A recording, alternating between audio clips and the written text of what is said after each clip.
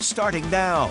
This is your local news leader, News 10 ABC in the morning. Good morning, everybody. Thank you for joining us. I'm Christina Orangio. I'm Ryan Peterson. Here's a look at the stories we're following for you this morning. And I'll do what I've always done. I will travel the state to meet New Yorkers, to listen to them, to assure them that I've got their backs. New Yorkers hearing from the incoming governor, Kathy Hochul, for the first time since Governor Cuomo announced he will resign. How she says her administration will be quite different.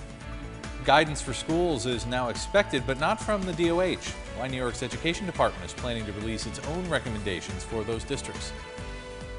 I'm bringing two gloves with me. One is a left-handed glove that I use because I'm a lefty, and then my right-handed glove is for my dad. How one Valatia resident is reconnecting with his past at the Field of Dreams game tonight. We're going to tell you all about that story. Thanks for waking up with 10 here on Fox 23. Oh boy, Joe. An excessive heat warning. The first time we've seen this in 2 years? In 2 years, yeah. Wow. So this isn't something that happens just every summer even. So on Google Play or the Apple App Store. Mary, thanks. Lieutenant Governor Kathy Hochul addressing New Yorkers for the first time since Governor Cuomo announced his pending resignation. Our Juliana Bruno live outside the Executive Mansion again for us this morning here in Albany. Juliana, what do we know about the transition of power here and how that's all going to play out? Ryan and Christina, Lieutenant Governor Kathy Hochul says she's spoken with Governor Cuomo and the transition will be smooth, but it won't come without turnover of staff.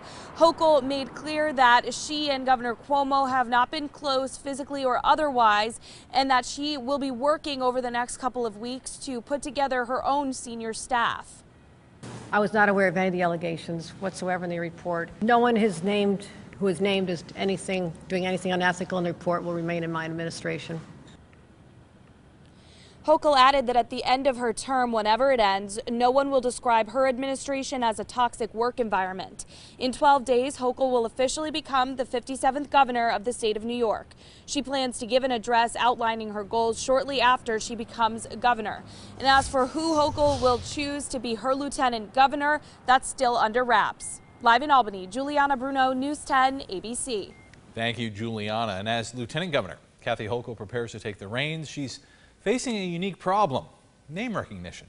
A new poll out of Marist finds that 64% of New Yorkers say they've either never heard of Hochul or they're not sure how to rate her. 23% say they have a favorable opinion, and she's doing best upstate, where 31% say they have a positive opinion of the incoming governor.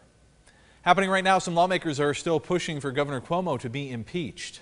I'm here to try to get to the bottom, get to the bottom of this, and if it's severe enough, I think that we should be bringing articles of impeachment before the body as a whole, and then we can just find out what the political will of the majority is.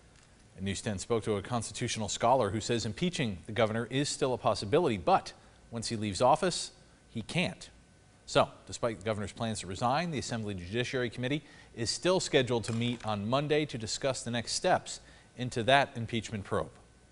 And now some lawmakers are voicing concerns about the 14 days the governor has taken before he steps down, how that could impact the investigation. State Senator Jim Tedisco saying, quote, "A lot of evidence can be destroyed in 2 weeks.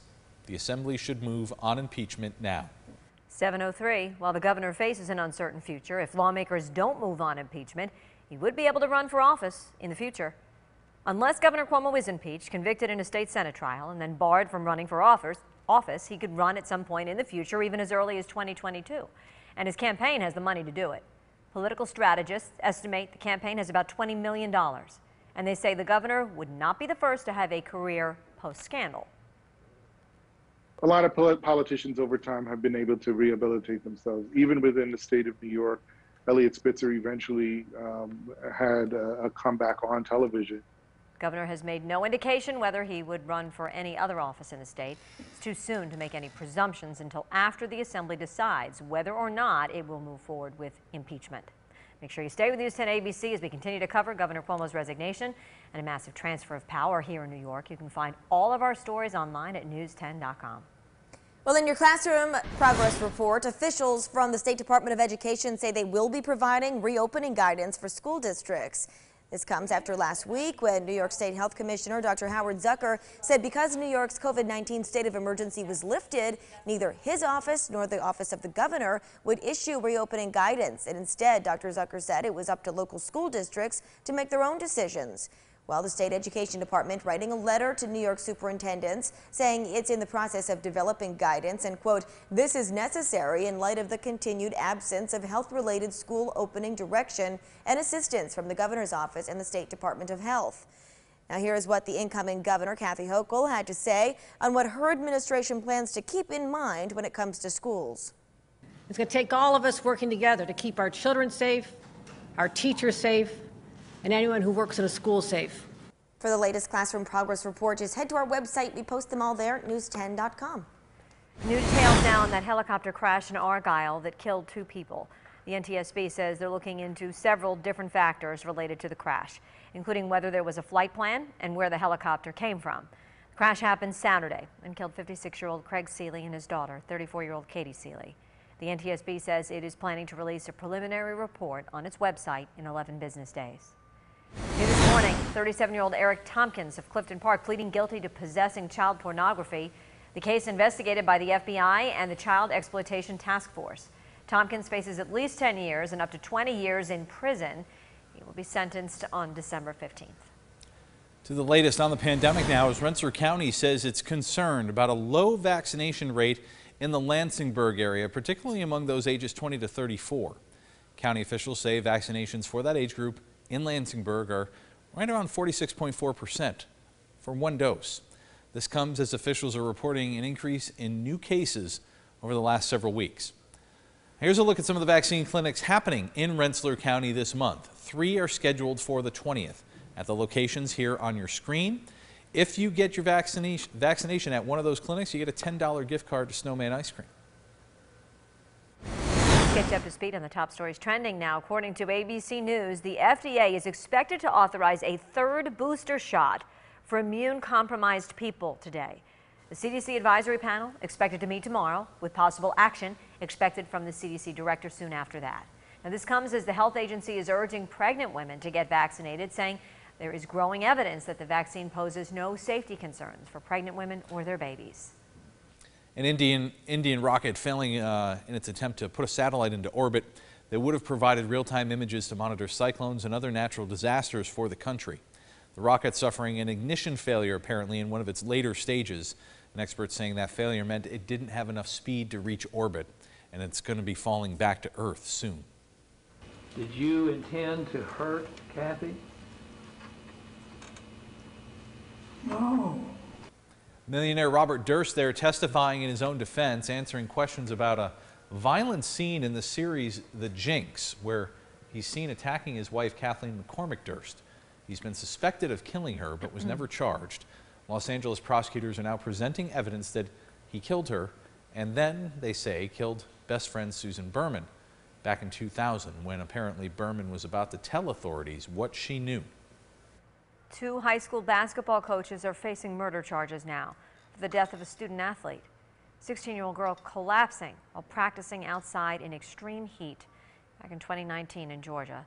Clayton County Public Schools not commenting on these charges, but the district says they do not comment on personnel matters or pending and ongoing litigation. The school district, however, previously released a statement saying it was saddened by the loss of that student, of course. Climate change, drought, increased demand taking a toll on the Colorado River. The U.S. Bureau of Reclamation expected to declare the first ever mandatory cuts from the river next week. It's expected to hit farmers in Arizona especially hard. Farmers there have been finding ways to use water more efficiently, but it's expected that they'll have to start pumping groundwater more often. Well, Jeopardy has 2 new hosts. Yeah. Jeopardy executive producer Mike Richards will become the new full-time host of the syndicated game show. Right. He worked for many years as a producer for the late host Alex Trebek, who died, of course, from pancreatic cancer. And Big Bang Theory actress Mayim Bialik will serve as the host of the Jeopardy primetime and new spin-off series, including ABC's recently announced Jeopardy National College Championship. There you go. There you go. Yeah. A lot of people were wondering. More on the stories we cover, the latest breaking news. You can always go to our website, news10.com. All right, 7:09 right now. If you build it, they will come, of course. Field of Dreams game happens tonight. How a special member of the Valley Cats community is remembering his father. And recognizing one of our everyday heroes, how a police officer in Glens Falls was able to save a 3-week-old baby's life. And here's a look at what's going on at Saratoga Racecourse today. The featured race, the Saratoga Do Handicap.